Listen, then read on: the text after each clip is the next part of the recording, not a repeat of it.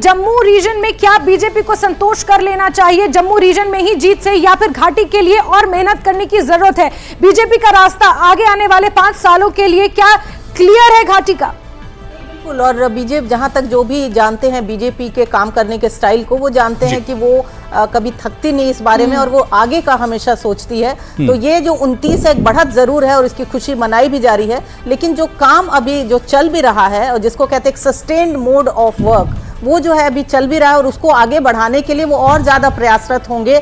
ऐसा हम सोच सकते हैं इस बात को जानते हुए कि किस तरह की बीजेपी की एक रणनीति रहती है। तो बहुत सारा काम जो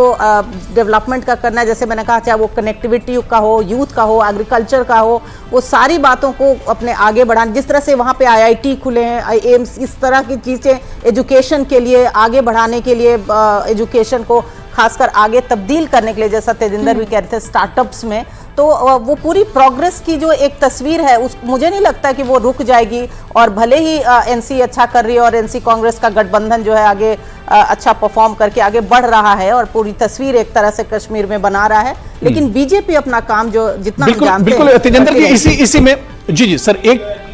जी बिल्कुल इस सरकार के लिए सबसे बड़ा चैलेंज अब ये रहेगा कि जम्मू को साथ लेकर कैसे चलना है। बिल्कुल, क्योंकि जितनी भी आप देख रहे हैं स्क्रीन पे, जितनी भी सीटें आई हैं वो कश्मीर घाटी से हैं और जम्मू के वो वाले इलाके जिस तरह चिनाब वैली हो गया, पीर पंचाल एरिया हो गया, वहां से NC कांग्रेस को सीटें मिली हैं। लेकिन जम्मू का जो हिंदू बहुल इलाका है, चाहे उसकी जम्मू हो, उधमपुर हो, कठुआ हो, सांबा हो, वहां से जो है बीजेपी को सीटें मिली हैं। तो अब नेशनल कॉन्फ्रेंस और कांग्रेस अलायंस जब गवर्नमेंट बनाती है, उनके लिए सबसे बड़ा चैलेंज ये होगा कि जम्मू संभाग को रिप्रेजेंटेशन देनी, क्योंकि जम्मू संभाग को आप इग्नोर नहीं कर सकते। तो तेजिंदर जी, क्या हम ये कहें कि अगर कांग्रेस जम्मू संभाग की कुछ सीटों पर अगर अच्छा परफॉर्म कर पाती तो शायद नेशनल कॉन्फ्रेंस के लिए जो आप बात ये कह रहे हैं थोड़ा आसान होता, जम्मू रीजन की रिप्रेजेंटेशन थोड़ी आसान हो जाती इस गठबंधन के लिए? देखिए, बिल्कुल सही कहा आपने, लेकिन जिस तरह से उमर अब्दुल्ला ने पहले दिन ही ये कहा था कि कांग्रेस जो है उनकी अलायंस पार्टनर वो जम्मू को फोकस बिल्कुल नहीं कर रही, और यही वजह है कि जम्मू में उनके कद्दावर नेता रमन भल्ला जो वर्किंग प्रेसिडेंट हैं कांग्रेस के, कई बार वो कैबिनेट मंत्री रहे हैं, वो एक बीजेपी के उस लीडर से जो पहली बार इलेक्शन कॉन्टेस्ट कर रहे हैं उनसे वो हार जाते हैं। तो ये कहीं ना कहीं ये दर्शाता है कि कांग्रेस ने अपना ग्राउंड वर्क नहीं किया। कांग्रेस के farmer deputy chief minister Tara Chand अपनी सीट हार जाते हैं, किससे? एक इंडिपेंडेंट कैंडिडेट से। और कांग्रेस ने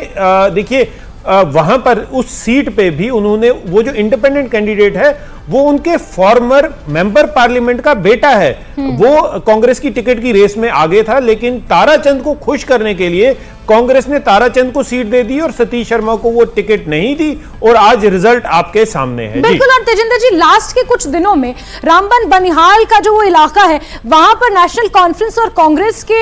जो कार्यकर्ता थे उनके बीच जिस तरह से झड़प देखने को मिली, जब वकार रसूल वानी बनिहाल में अपने लिए वोट करने जा रहे थे वो मतदान केंद्र पर, तो उन्होंने समीर से बात की थी, हमारे नुमाइंदे से बात की थी, और उन्होंने खुले मन से ये कहा था कि वो रिश्ता पहले जैसा कम से कम यहां तो नहीं रहा। देखिए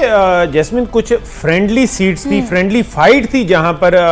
नेशनल कॉन्फ्रेंस की और कांग्रेस की, वो सीटों में क्योंकि दोनों कैंडिडेट्स वहां पर खड़े थे, कांग्रेस के भी और नेशनल कॉन्फ्रेंस के भी, तो वो मतभेद जो है वो नजर आया। वकार रसूल वानी जो है, जो कांग्रेस के फॉर्मर स्टेट प्रेसिडेंट रहे हैं, उन्होंने उमर अब्दुल्ला पे डायरेक्ट टारगेट किया। अगर आपको याद होगा, उन्होंने टोपी का हवाला दिया है, क्योंकि उमर अब्दुल्ला ने गांदरबल में एक रैली के दौरान अपनी टोपी उतार के लोगों से वोट मांगा था। देखिए, कश्मीरी कॉन्टेस्ट में अगर आप टोपी, क्योंकि आपके सिर का ताज होता है, जब वो उतार के आप मांगते हैं तो दैट मींस आप लोगों से भीख मांग रहे हैं कि वो दान मुझे दे दें। तो उन्होंने उसको मॉक किया, ये कहा कि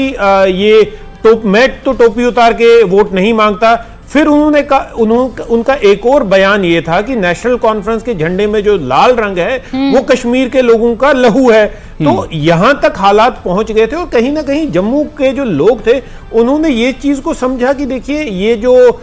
एक कोलिशन बना है, एक अलायंस बना है, ये तो आज ही इन लोगों में सहमति नहीं है, कल ये हमें गवर्नेंस क्या देंगे। और दूसरी बात ये थी कि कांग्रेस ने, जैसे हमने आपको कहा कि डे 1 से उन्होंने जम्मू पे फोकस नहीं किया, लेकिन आपको 100% श्रेय जो है वो बीजेपी लीडरशिप को देना पड़ेगा, क्योंकि बीजेपी लीडर्स ने डिस्पाइट एंटी इनकम्बेंसी अपना जो फिगर था बिल्कुल। 25 से 29 में बिल्कुल, पहुंचाया। तो हम कुल मिलाकर यहाँ पर ये कह सकते हैं कि बीजेपी एक स्ट्रॉन्ग ऑपोजिशन की भूमिका जम्मू कश्मीर में कम से कम अदा करेगी और आगे आने वाले 5 सालों के लिए कम से कम घाटी में किस तरह से अपना रास्ता क्लियर बिल्कुल करेगी। जैस्मिन, इसके अलावा सरकार के सामने क्या कुछ चैलेंजेस होंगे, अब उस पर भी हम बात करेंगे, क्योंकि तस्वीर तो देखिए अब यहां से साफ हो गई है, लेकिन अब जम्मू कश्मीर में जो सरकार होगी उसके सामने किस तरह के चैलेंजेस होंगे, सरकार किस तरह से चलेगी, इस पर भी हम बातचीत करेंगे। लेकिन